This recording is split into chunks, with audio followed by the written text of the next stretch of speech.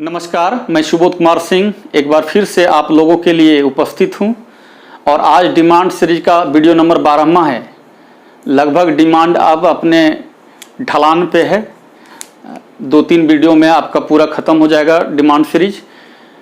लेकिन आज के वीडियो में एक कन्फ्यूजन वाला क्वेश्चन लेकर के आया हूँ। आप बोर्ड पर देख रहे हो, लिखा हुआ है, एक में मैंने लिखा है मांग की मात्रा में परिवर्तन, यानी कि चेंज इन क्वांटिटी डिमांड, और इधर मैंने लिखा है मांग में परिवर्तन यानी चेंज इन डिमांड। यहाँ पर देखेंगे चेंज इन डिमांड, यहाँ क्या है, change in quantity of demand. यहाँ क्वांटिटी लगा हुआ है, इसमें क्वांटिटी नहीं है। तो कभी कभी होता क्या है कि जैसे मान लेते हैं एक एग्जांपल के तौर पर कि आप एक क्वेश्चन बैंक में या गैस पेपर में आपने देखा कि 2008 में या 10 में किसी साल पूछा हुआ एक क्वेश्चन है कि मांग में परिवर्तन से आप क्या समझते हैं, what do you mean by change in demand, और उस आंसर को आप करके जाते हैं। एग्जामिनेशन में आपको पूछ देता है what do you mean by change in quantity of demand, यानी कि मांग की मात्रा में परिवर्तन से आप क्या समझते हैं। आपको लगेगा कि एक ही क्वेश्चन है, क्या दिक्कत है, वहां मात्रा नहीं था। यहां तक कि आपको याद भी नहीं रहेगा कि मैंने जो क्वेश्चन का आंसर करके आया उसमें मात्रा लगा हुआ था या नहीं लगा हुआ था। यानी कि बहुत ही आपको ये कंफ्यूज करेगा। तो ऐसी स्थिति से बचने के लिए ऐसा आपको नहीं करना है। इसके जगह पर आप इसका आंसर लिख दो और इसके जगह इसका आंसर लिख दो, ऐसा नहीं करना है, ये गलत हो जाएगा। तो और इतना एक चीज है, एक सिमिलरिटीज ये है कि इसमें भी मांग में परिवर्तन होगा, यानी मांग घटेगा बढ़ेगा, और इसमें भी मांग घटेगा बढ़ेगा। यानी मांग में परिवर्तन एक तरह से दोनों जगह, मात्रा अगर हम हटा दें तो ये मांग में परिवर्तन दिख रहा है ना। तो मांग परिवर्तित यहां भी हो रहा है, यहां भी हो रहा है। लेकिन यहां पर मैंने मात्रा क्यों लगाया, यहां मात्रा क्यों नहीं लगाया, यहां पर हम किन किन चीजों का चर्चा करेंगे, यहां पर किन किन चीजों का चर्चा करेंगे। तो पॉइंट वाइज हम 3-4 पॉइंट देंगे तो वो तो एक आंसर का शेप होगा। उससे पहले थोड़ा सा समझें एक ऐसे बेसिक चीज को जो कि आपको हमेशा दिमाग में रखना है। वो अगर दिमाग में रहा तो इसके आगे भी जो दो वीडियो मेरा आएगा उसमें भी वो काम में आएगा और आज के वीडियो में भी काम में आएगा। आज मैं जो चर्चा करने जा रहा हूं तो उसमें कोई नया चीज नहीं लेकर के आ रहा हूं। मैं उन्हीं चीजों का चर्चा करूंगा जो मैंने पीछे के वीडियो में चर्चा किया है। तो कोई नया चीज नहीं है, जरूरत है केवल कंसंट्रेशन बना करके चीजों को कहां किस जगह इंप्लीमेंट करना है, उस चीज पर गौर करना है। तो देखते हैं इसमें क्या लेके चलना है और इसमें क्या लेके चलना है। इसके लिए डिमांड सीरीज में शायद वीडियो नंबर 3rd या 4th में मैंने क्वेश्चन बताया था आपको मांग फलन, और उस मांग फलन में जिक्र किया था ये चीज कि dx is equal to function of px pr t e p y yd, इन सब चीजों का मैंने चर्चा किया था, जिसमें बताया था कि ये x का डिमांड, x कोई गुड्स है यानी वस्तु है, उसका डिमांड, और ये x को प्रभावित करने वाले क्या हैं, फैक्टर हैं। ये जो डिमांड है, इस डिमांड को प्रभावित करने वाले क्या हैं, ये फैक्टर हैं, ये तत्व है, कारक है जो मांग को प्रभावित करेगा। यानी इन चीजों में चेंजिंग आएगा तो यहां पर भी आपको चेंजिंग देखने को मिलेगा। ध्यान दीजिएगा, यहां पर इसमें चेंजिंग आएगा तो यहां पर भी चेंजिंग आपको दिखेगा। और एक वीडियो में मैंने बताया था मांग का नियम, पढ़े होंगे, मांग का नियम, ये सब बहुत ही इंपॉर्टेंट क्वेश्चन है, आप लोग हमेशा क्लियर रखेंगे। इसमें मैंने क्या बताया था, अन्य बातें समान होने पर कीमत और मांग के बीच रिलेशन बताता है ये नियम। कीमत और मांग, कीमत और मांग में क्या कहता है कि जब अन्य बातें समान हो, यानी यहां से यहां तक समान रहना चाहिए। ये जो आपका है यहां से यहां तक क्या होना चाहिए, ये अन्य बातें हैं जो समान हो। और जिक्र हम किसका कर रहे हैं, इसका, कीमत का, और यहां पर मांग का। तो यहां पर क्या बताते हैं हम कि ये कीमत घटेगा, अगर कम होगा तो ये मांग आपका बढ़ेगा। मांग का नियम यही कहता है कि कीमत घटेगा तो मांग क्या होगा, बढ़ेगा, और यदि कीमत बढ़ेगा तो फिर मांग आपका घटेगा। क्लियर, ये कौन कहता है, मांग के नियम। लेकिन किस स्थिति में ये होगा, जब ये सभी चीजें क्या हो, समान हो। तो इन चीजों के समान रहने पर हम देख रहे हैं मांग में परिवर्तन तो हो रहा है, लेकिन किसके कारण हो रहा है? कीमत के कारण। क्लियर? और इन चीजों का अगर गौर करें तो इनमें भी परिवर्तन होगा तो मांग में परिवर्तन होगा। कीमत में परिवर्तन हो रहा है तो मांग में परिवर्तन देख रहे हैं ना।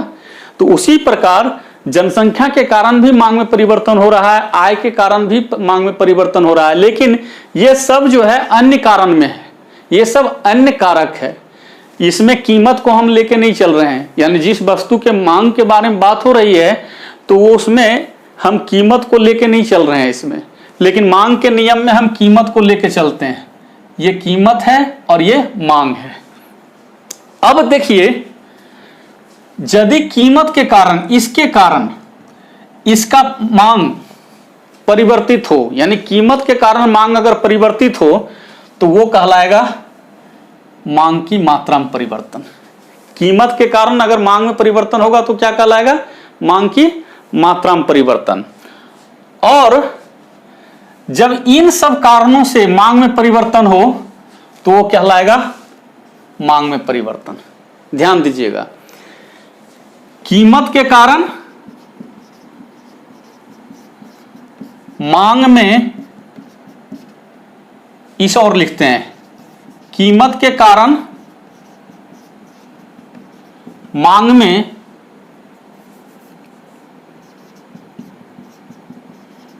होने वाले परिवर्तन को मांग की मात्रा में परिवर्तन कहते हैं। मांग की मात्रा में परिवर्तन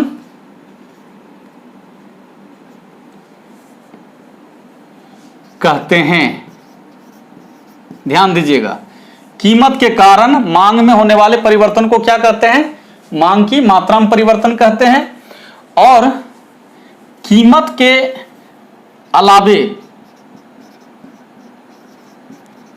किसी अन्य कारण, अन्य कारण में किसको लेंगे?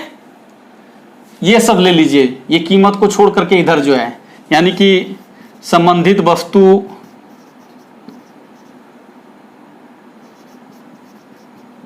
की कीमत, जनसंख्या,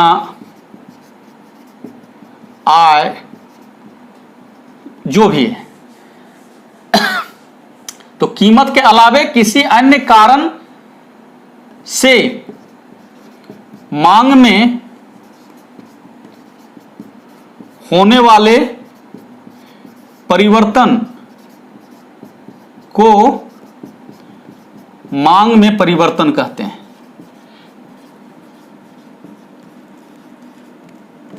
ध्यान दीजिए, मांग की मात्रा में क्या हो रहा है? कीमत के कारण, यानी कि जिस वस्तु के मांग में परिवर्तन हो रहा है और वो परिवर्तन उस वस्तु के कीमत के कारण यदि हो रहा है तो वो क्या कहलाएगा? मांग की मात्रा में परिवर्तन। लेकिन वस्तु के मांग में परिवर्तन उस वस्तु के कीमत के कारण ना होकर किसी अन्य कारण, किसी अन्य वजह, जैसे जनसंख्या, आय, संबंधित वस्तु की कीमत, और भी बहुत सारा चीज है, जनसंख्या है, भविष्य में कीमत परिवर्तन की संभावना है, उपभोक्ता की आदत, रुचि, फैशन है, तो इन सब कारणों से यदि मांग में परिवर्तन हो रहा है तो वो कहलाएगा मांग में परिवर्तन। ये आपको बेसिक दिमाग में रखना है। क्लियर? कीमत के कारण मांग में परिवर्तन हुआ तो मांग की मात्रा में परिवर्तन, और कीमत को छोड़ करके बाकी ये सब कारणों से मांग में परिवर्तन हुआ तो क्या कहलाएगा? मांग में परिवर्तन, यानी चेंज इन डिमांड। इंग्लिश में, if the demand of A goods changes due to only change in price. Clear? If the demand of a goods changes due to only change in price is called change in quantity of demand. और इधर, if the demand of a goods changes due to other factors, then its price is called change in demand. ये आपको basic बता दिया। अब चूंकि आपको अंतर भी पूछा जा सकता है या क्वेश्चन को 3 नंबर 4 नंबर में अगर पूछा जाएगा तो आपको अगर उसका आंसर 60 शब्दों में 70 शब्दों में अगर देने की जरूरत बनती है तो पॉइंट वाइज आपको अब हम बता देते हैं, लेकिन बेसिक चीज यही है। इसी के आधार पर आपका इसका और इसका हम एक्सप्लेनेशन करते हैं, आप लोग ध्यान देंगे।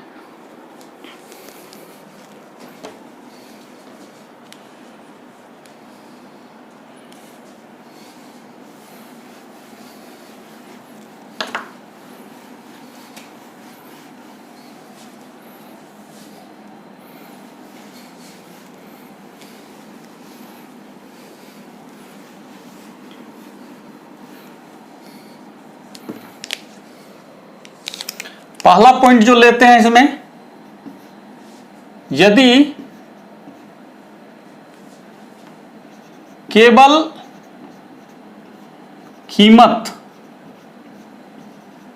के कारण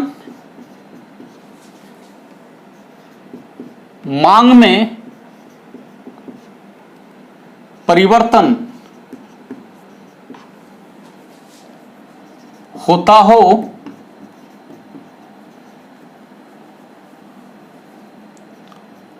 तो इसे मांग की मात्रा में परिवर्तन कहते हैं।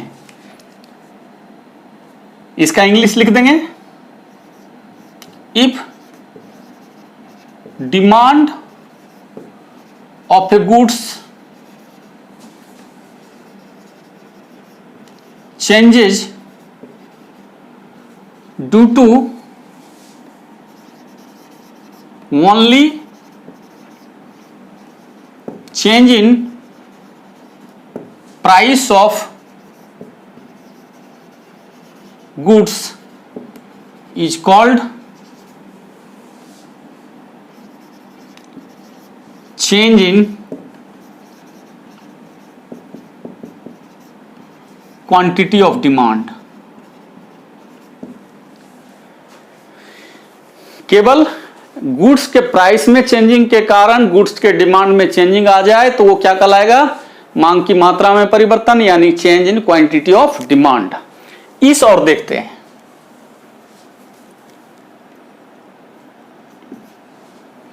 यदि कीमत के अलावे किसी अन्य कारण,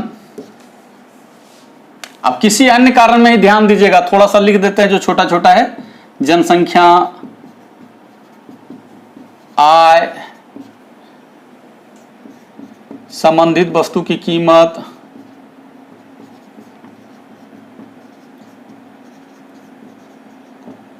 आदि। तो ये तो ब्रैकेट में है, यहां ध्यान देंगे, यदि कीमत के अलावे किसी अन्य कारण से मांग में परिवर्तन होता हो तो इसे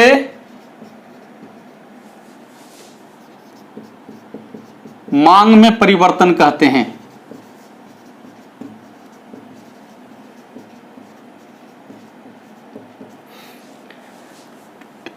English, if demand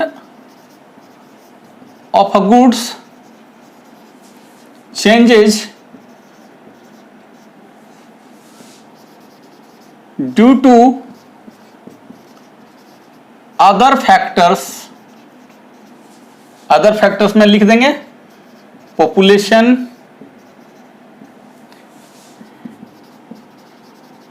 income, etc, then its price is called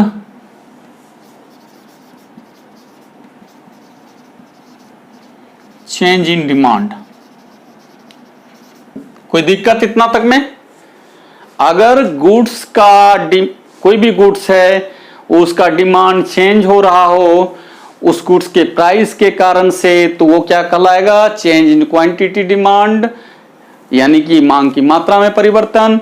और उस गुड्स के प्राइस के कारण ना हो करके किसी अन्य कारण, जनसंख्या, आय यानी इनकम, पॉपुलेशन वगैरह के कारण अगर डिमांड चेंज हो रहा हो, ये घट रहा हो या बढ़ रहा हो, तो वो क्या कहलाएगा, मांग में परिवर्तन यानी चेंज इन डिमांड। क्लियर। अब नेक्स्ट पॉइंट देखते हैं, दूसरा point,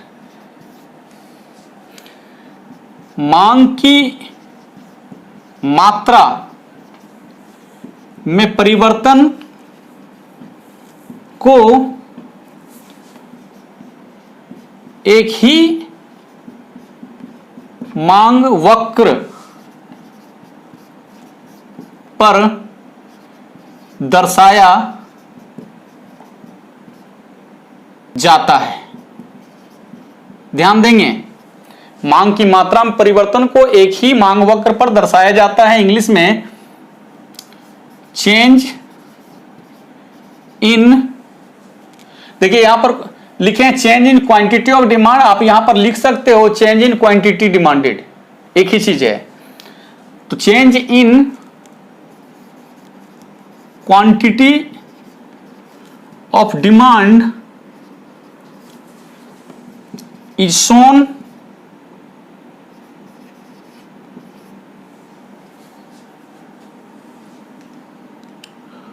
on same demand curve.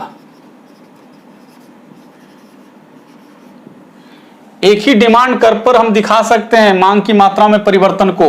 अब कैसे दिखाएंगे थोड़ा सा देखेंगे, पहले इसको कर लेते हैं। इधर दूसरे नंबर में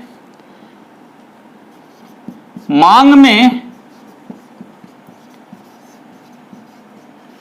परिवर्तन को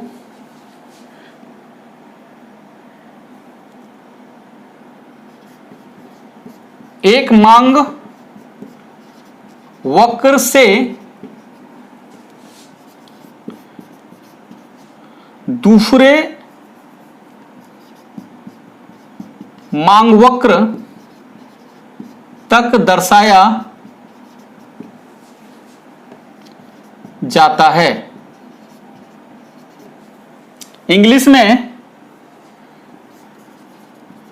चेंज इन डिमांड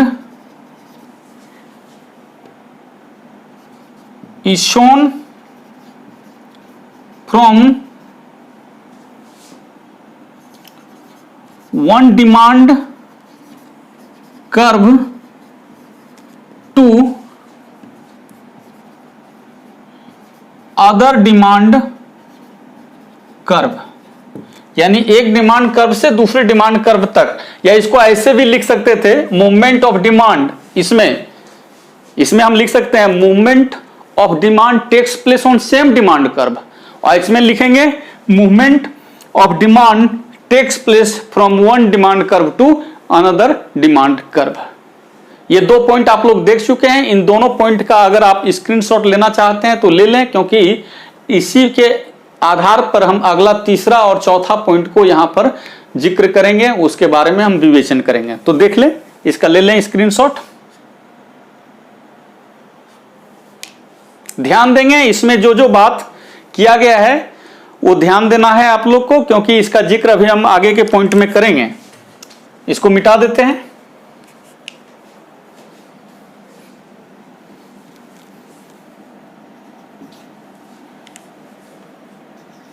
इसमें मांग वक्र नहीं बदलता है, ध्यान देंगे। इसमें मांग वक्र नहीं बदलता है, मतलब in this demand curve does not change. इसमें डिमांड कर्व चेंज नहीं होता है। इस और देखेंगे, इसमें मांग वक्र बदलता है, यानी कि in this demand curve changes, इसमें डिमांड कर्व चेंज होता है। अब कैसे इसमें चेंज होता है, कैसे इसमें चेंज नहीं होता है, तो देखते हैं। पहले एक डायग्राम बना लेते हैं। इस डायग्राम पर थोड़ा ध्यान देंगे। वाई एक्सिस पर कीमत को ले रहे हैं, इधर मांग को ले रहे हैं।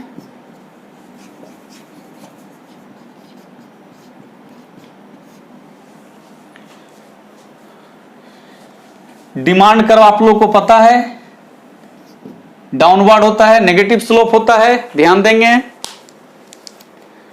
और ये रहा इसका प्राइस और ये रहा डिमांड। आप वीडियो को थोड़ा पीछे करके आप देख सकते हैं मैंने इसमें क्या बताया था, और यहां पर भी जिक्र है कि इसमें डिमांड कर्व चेंज नहीं होता है। और जो पहला और दूसरा पॉइंट जो मैंने जो बताया था उसमें बताया था कि इसमें जो मांग में परिवर्तन होगा वो कीमत के कारण, और इसमें क्या होगा, अन्य कारण से। तो जब इसमें कीमत में परिवर्तन के कारण से होगा तो एक आप ले लीजिए कीमत को P से P1,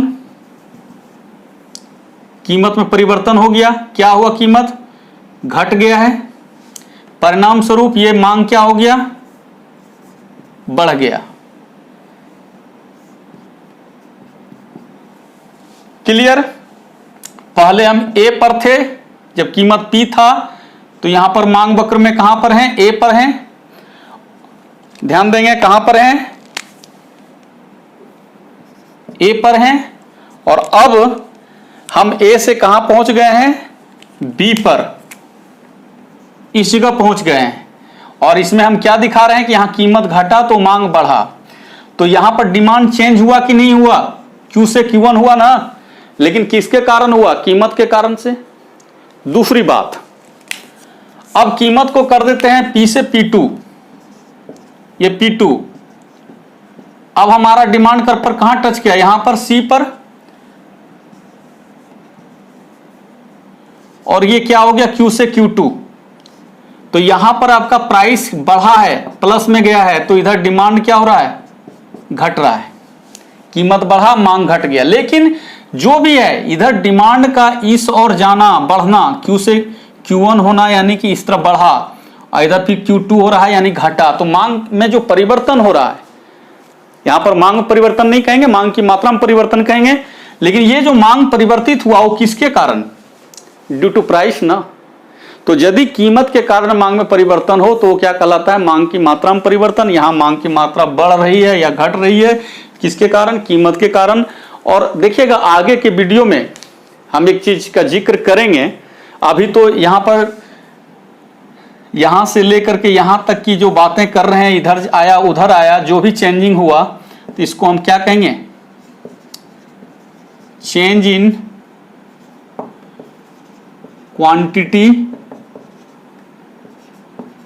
डिमांडेड। हम तो बोले ही हैं कि आप change in quantity of demand लिखें या change in quantity demanded. Hindi में इसको लिखेंगे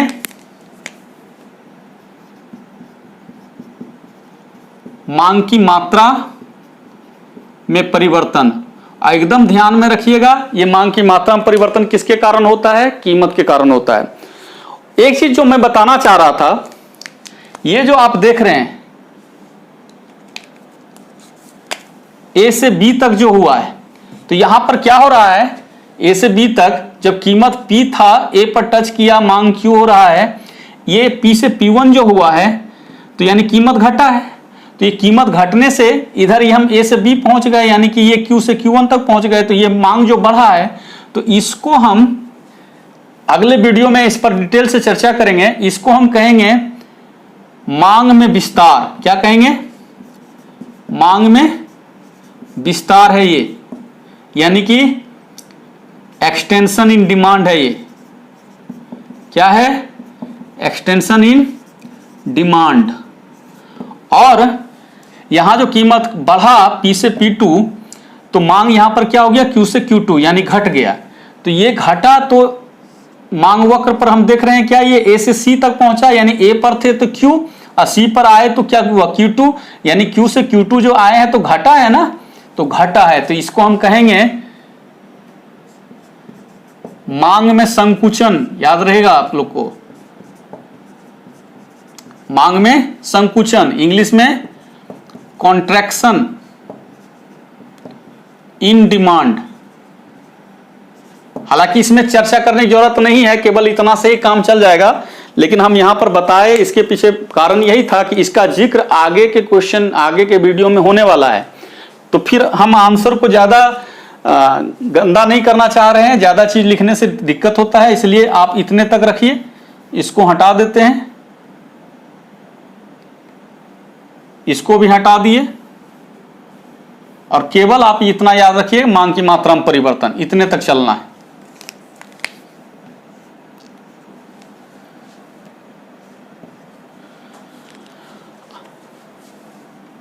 इस और आते हैं, बताइए, सोचिए आप लोग, मांग में परिवर्तन किसके कारण होता है? कीमत के कारण होता है या किसी अन्य कारण से होता है? बताइए, कीमत के कारण से होता है या किसी अन्य कारण से होता है? किसी अन्य कारण से होता है, लेकिन जो भी हो, मांग वक्र तो ऊपर से नीचे ही गिरेगा, इसलिए मैं मांग वक्र का एक नेगेटिव स्लोप यहां दिखा दिया, यह भी दिखा दिया कि यहां पर कीमत P है, यहां पर मांग Q है, ये देखिए Q है।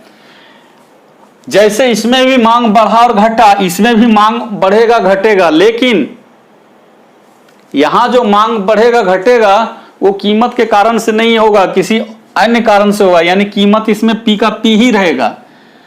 तो जब इसी कीमत पर मांग अगर Q से Q1 हो जाए, क्यों नहीं होगा? जैसे मान लेते हैं कि कोई आदमी 40 रुपए के रेट से 1 लीटर दूध लेता था, तो क्या 40 रुपए के रेट पर 2 लीटर वो दूध नहीं ले सकता है? ले सकता है। कब? मानते हैं जिस शुरू में उसका इनकम 20,000 रुपया था, वो 1 लीटर ही दूध ले रहा था, लेकिन मान लेते हैं उसका प्रमोशन हो जाए, 20,000 की जगह उसकी सैलरी 40,000 हो जाए, तो 40 के रेट पर भी वो 2 केजी दूध ले सकता है, 2 लीटर दूध ले सकता है। तो सेम प्राइस पर मांग बढ़ाना, लेकिन किसके कारण? दूध के प्राइस के कारण नहीं, उसके इनकम के कारण, जो कि अदर फैक्टर में काउंट करते हैं। तो वही है कि इसी कीमत पर भी मांग बढ़ सकता है। तो जब इसी कीमत पर मांग बढ़ेगा तो मांग वक्र उस समय आपका शिफ्ट कर जाएगा राइट वार्ड्स, ऐसे D1 नया मांग वक्र। पहले हम A पर थे, आप पहुंच गए कहां? B पर। और जब B पर हम पहुंच रहे हैं, इसको थोड़ा सा और एक्सटेंड करते हैं, B पर जब पहुंचे तो ये, इसको अगर हम यहां पर दिखाएं तो ये Q से Q1, देखिए मांग बढ़ गया, इसी कीमत पर मांग बढ़ा, और मांग वक्र किधर शिफ्ट कर गया? Rightwards. देख रहे हैं आप लोग, किधर शिफ्ट किया? राइट वार्ड शिफ्ट किया है। तो ये जो मांग राइट वार्ड शिफ्ट किया है, इसको हम लोग पढ़ेंगे, जैसे इसमें बताए थे जो मांग बढ़ा था, तो इसको एक्सटेंशन इन डिमांड दिखाए थे, यानी मांग में विस्तार, इसको हम लोग कहेंगे मांग में वृद्धि। लेकिन अभी मांग में वृद्धि से हमको लेना देना नहीं है, केवल मांग में परिवर्तन, तो इतने रहने देते हैं। और यह भी हो सकता है कि 40 रुपए के रेट से, यानी इस P पर हमारा Q डिमांड हो रहा था, 1 लीटर का डिमांड हो रहा था, हो सकता है कि इसी 40 के रेट पर, यानी P पर हमारा डिमांड Q से घट करके इधर Q2 भी हो सकता है, यानी 1 लीटर से घट करके ½ लीटर भी हो सकता है। कब? यदि उसकी इनकम घट जाए तब, या कोई और कारण हो जाए, तो ऐसी स्थिति मांग घट भी सकता है। तो वहां पर मांग वक्र किधर खिसकेगा?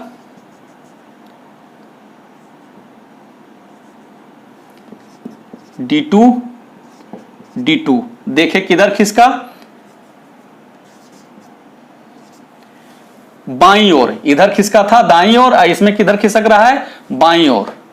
ये A से दिखा दिए C तक, डिमांड कर ऐसे करके दिखा दिए, यानी कि ये बाईं ओर खिसक रहा है।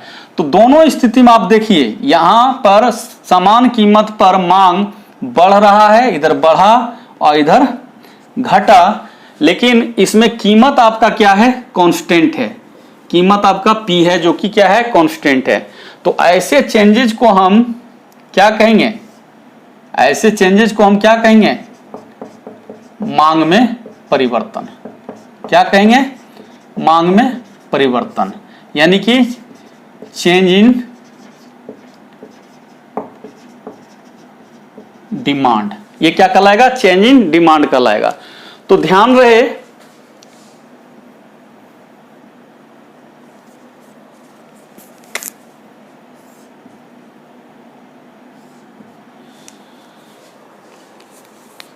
कि यहां पर कीमत में परिवर्तन के कारण मांग में परिवर्तन हो रहा है, जो कि मांग की मात्रा में परिवर्तन है, और यहां पर समान कीमत में मांग में परिवर्तन हो रहा है, जो कि क्या कहला रहा है? मांग में परिवर्तन। लेकिन दिमाग में क्या रखना है कि ये अदर कारण से होता है। हाँ, एक चीज है कि इसमें जो इसी कीमत पर मांग जो बढ़ा, यानी ए से बी तक जो पहुंचे, यानी क्यू से Q1 तक, इसको कहेंगे मांग में वृद्धि, जो कि अगले वीडियो में हम देखेंगे। और इसी कीमत पर जो मांग ए से इधर कहां तक पहुंचे? सी, यहां पर सी दे ही देते हैं, ए से सी तक जो पहुंच गए हैं, तो ये जो घटा है, यानी Q से Q2 जो हुआ है, यानी इधर मांग क्या हो रहा है? घट रहा है। तो ये जो प्रक्रिया हुई, तो इसको कहेंगे मांग में कमी, यानी डिक्रीज इन डिमांड। यानी कि एक वीडियो में आप लोग पढ़ेंगे मांग में वृद्धि और मांग में कमी में अंतर, यानी कि increase in demand and decrease in demand में डिफरेंस। तो ये जो ए से बी तक है, यानी Q से Q1, तो यही है इंक्रीज इन डिमांड, यानी मांग में वृद्धि। और ये जो Q से Q2 हुआ, यानी ए से हम इधर सी तक जो आए हैं, यानी जो मांग घट रहा है, इसको कहते हैं डिक्रीज इन डिमांड, यानी मांग में कमी।